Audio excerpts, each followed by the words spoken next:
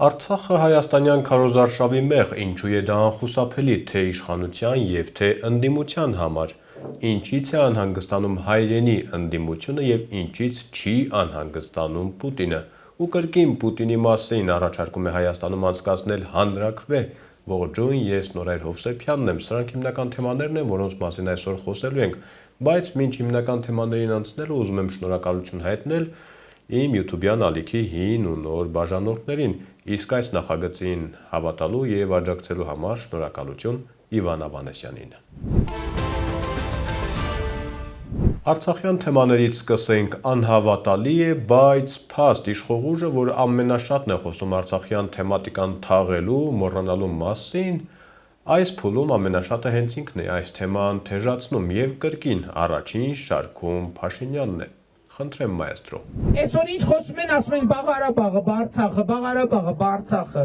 Բայց նախորդ շրջանում էլ ինչ խոսել ենք, ասել ենք Ղարաբաղը, Արցախը, բա վերջում ինչ պարզվեց։ Ասում են հող ենք կորցրել։ Այդ հողը ինչով է մերը եղել։ Ինչով է մի հատ բացատրեք ինչով է մերը եղել։ Չեմ ուզում մահացած մարդկանց հետևից խոսամ, բայց ասենք մի քանի գեներալների տիրապետության տակ, որ ցորեն գցեն ընդեղ ասենք ենթադրենք, էդ է եղել, ինչով է մերը եղել։ Ինչով, մի հատ բացատրեք ինչով, ընդեղ դպրոց են կառուցել, մանկապարտեզ են կառուցել, գործարան են կառուցել, ապրել ենք ընդեղ, բնակավայր, ինչով է մերը եղել։ Մերը չի եղել։ Դա ասել էր հանգստյան օրերին երկուշաբթի Երևանում լրագրողները նորից հարցրեցին, ինչ նկատի ուներ, Փաշինյանը պատասխանեց առանց աչքը թարթելու։ Պարոն Փաշինյան, քարոզարշավի ընթացքում նախորդին ձեր առաջ հայտարարությունը Ղարաբաղի հետ կապված Ղարաբաղը չի եղել, եթե մեր դպրոց են կառուցել, մանկապարտեզ են կառուցել, գործարան են կառուցել, ձեր ընդդիմախոսների կողմից սա քննադատության է արժանացել եւ ասում են, որ դուք մանիպուլացնում եք սրանով, ինչպես կմեկնաբանեք ձեր այդ հայտարարությունը։ Չեմ մեկնաբանի, որովհետեւ ինչ որ ուզում եմ ասել եմ։ Եվ ասել եմ, եւ դա առաջին անգամը չի, որ այդ թեմային անդրադառնում եմ, ես բազմիցս եմ այդ թեմաներին անդրադարձել եւ լրացուցիչ մեկնաբանության անհրաժեշտություն չեմ տեսնում։ Այսինքն իսկապես չկառուցվել է դեռ մանկապարտեզ, դպրոց, գործարան, ինչպես եք խնդրում։ Ինչ նկատի ունեք։ Ես խոսում էի Կորնիձորում, խոսում էի տարածքների մասին, Ղարաբաղի շրջակա տարածքների մասին եւ այո, չի կառուցվել։ Ինչ որ անունով չի կառուցվել է, դե ֆակտո չի եղել եւ ինչ որ Ղարաբաղում կառուցվել է, դա ընդամենը չկառուցածի հաշիվ է, իհարկե, միանշանակ եւ աներկբա։ Այս թեմայի մասին կարելի է խոսել շատ երկար, փորձեմ ասել շատ կարճ։ Ղարաբաղյան թեման քարոզարշավի օրերին Փաշինյանի համար անխուսափելի է, քանի որ հասանելի այլ թեմա չկա, որը թույլ կտա պոտենցիալ ընտրողային տաքացնել։ Դա ասում եմ ամենայն լրջությամբ։ Ընտանեկան թեման Փաշինյան-Հակոբյան բաժանվել միանալը կարծես սպասված հանրային արձագանքը չապահովեց, անգամ հակաեկեղեցական թեման չի կարողանում ժողովրդին տեղից շարժել։ Եթե դա բավարար լինել, կարող եք վայրկյան անգամ չկասկածել, որ այդ խաղաքարը Փաշինյանը կխաղարկեր։ Հներին բռնել բաց թողնելու թեման եւս արդեն հնացել է, ի վերջո էլ ում բռնես, որ Հայաստանում Ռոբերտ Քոչարյանից ավելի տեսանելի ֆիգուր լինի եւ ավելի մեծ էֆեկտ ապահովի։ Պատերազմի արտաքին թշնամու թեման Փաշինյանի համար փակ է, քանի որ հենց ինքն է փակել։ Հիմա խաղաղության դարաշրջան է, պատերազմի մասին խոսելը այնքան էլ պոպուլյար չէ։ Արտաքին քաղաքականության հարցում էլ ճոխ խոստումների հիմքեր ու հնարավորություններ չկան։ Մոտավորապես եւի պայմաններում դժվար է միանշանակ ինչ որ բաներ խոստանալը, ինչ որ բաներ ասելը։ Դե ինչպես տեսնում ենք, մնաց միայն Ղարաբաղյան թեմատիկան, որը շատ թե քիչ կարելի է ակտիվացնել ու Փաշինյանը պարբերաբար տարբեր առիթներով այս խաղաքարտը օգտագործելու է։ Էլի մի առանձնահատկություն, ընդդիմադիր հիմնական ուժերը Արցախյան խաղաքարտը խաղարկելու շանսեր չունեն։ Ակտիվ օգտագործեն, կդառնան պատերազմի կողմնակիցներ, ինչը իրենց համար հենց իրենց խոսքերով անթույլատրելի է, իսկ եթե պասիվ օգտագործեն, ավելի շատ կկորցնեն, քան կշահեն, այնպես որ որքան էլ զարմանալի հնչի, անգամ այսօր, անգամ այս վիճակում Ղարաբաղյան թեմատիկան իր քարոզարշավում կարող է առավել արդյունավետ օգտագործել հենց Փաշինյանը։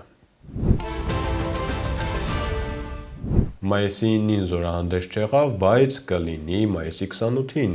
Թեման ավելի վաղ անոնսավորել էր Փաշինյանը, իսկ այսօր առավոտյան նաև կադրեր է հրապարակել զորահանդեսի փորձերից։ Ըստ դրան զորահանդեսին և նոր ձեռք բերված սպառազինության նմուշներն են ցուցադրվելու և հայրենական արտադրության անօդաչուները։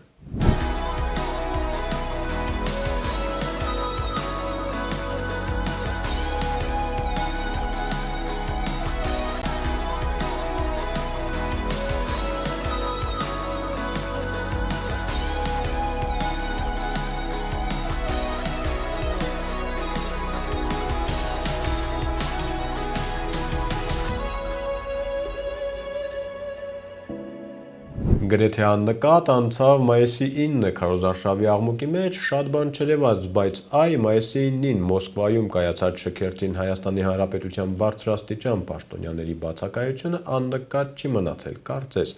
անգամ Պուտինին են հարցրել, ինչ կարծիք ունի այդ օրը Փաշինյանի բացակայության մասին։ Вы знаете, ведь мы на эти мероприятия никого не приглашали. Ну, это не юбилейное мероприятие, но всем, так сказать, разослали информацию о том, что мы будем рады, если кто-то приедет. Мы никому не запрещаем этого приезда. Приглашения официального нет. Поэтому не только Армения, и другие многие страны, и наши добрые соседи, и хорошие наши партнеры, и друзья не были сегодня здесь. Я здесь не вижу ничего необычного. Хотя те, кто приехал, безусловно, проявили в известной степени и мужество личное, потому что ведь им стало известно об определенных договоренностях, в том числе и в инициированных президентом Трампом увеличении дней перемирия, об обменах и так далее. То есть как бы им стало известно о разрядке этой ситуации только после того, как они приехали. И не зная об этом, они, тем не менее, приняли решение быть здесь.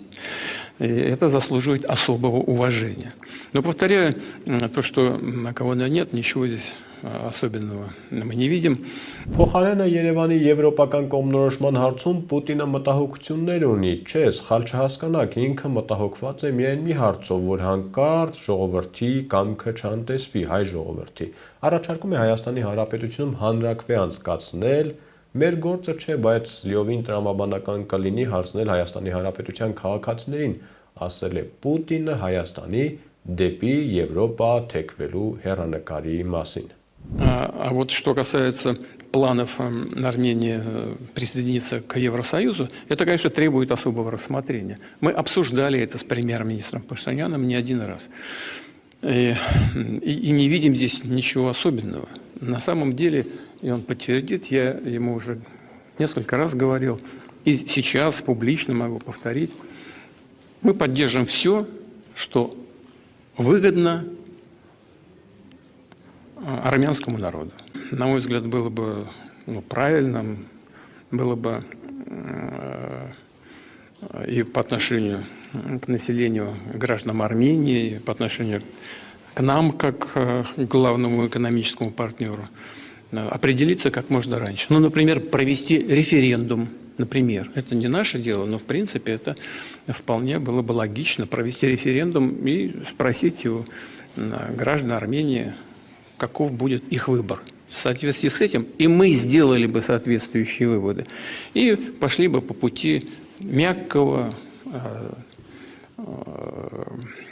такого ինտելիգենտного и взаимовыгодного развода. Հանրաքվեի հարց մեր օրակարգում չկա, Երևանից Պուտինին հակադարձել է Փաշինյանը, ավելի ճիշտ անգամ չի հակադարձել, լրագրողներին պատմել է այն, ինչը իր խոսքով բազմիցս քննարկել է նաև Ռուսաստանի նախագահի հետ։ Ռուսաստանի Դաշնության նախագահի հետ մենք այդ աշխատանքային հարաբերությունները ունենք, հիմնված փոխադարձ վստահության վրա, մենք ամենասուր հարցերը քննարկել ենք շատ հանգիստ, հարգալից, բարեկամական մթնոլորտում եւ միջավայրում, փաստարկների եւ փաստերի վրա հիմնվելով, եւ ես այդ տրամաբանությունը շարունակելու եմ եւ իմ հարգանքների հավաստիքը եւ Ռուսաստանի Դաշնության նախագահին եւ Ռուսաստանի Դաշնությանը ելի եմ ասում, մենք Ռուսաստանի շահերը վնասելու խնդիր չունենք, չենք ունեցել եւ չենք ունենալու, բայց մենք լիարժեք նաեւ նվիրված ենք մեր պետության շահերին եւ այդքանը։ Իհարկե մենք նաեւ Եվրամիության հետ մեր հետագա հարաբերությունները խորացնելու եւ Եվրամիության անդամագրվելու գործընթաց սկսելու մասին օրենքի տրամաբանությամբ շարժվելու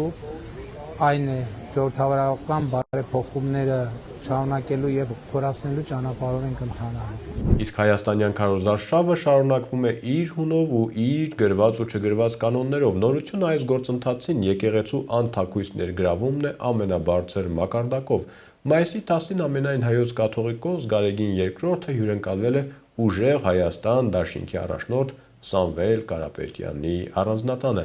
Այլ կերպ քան քաղաքական աջակցություն դա դժվար է որակել, ես անգամ չեմ ասում դա լավ է կամ վատ է, ասում եմ կա ու դա թերևս առաջիկա ընտրությունների ամենահետաքրքիր նորամուծություններից մեկն է լինելու։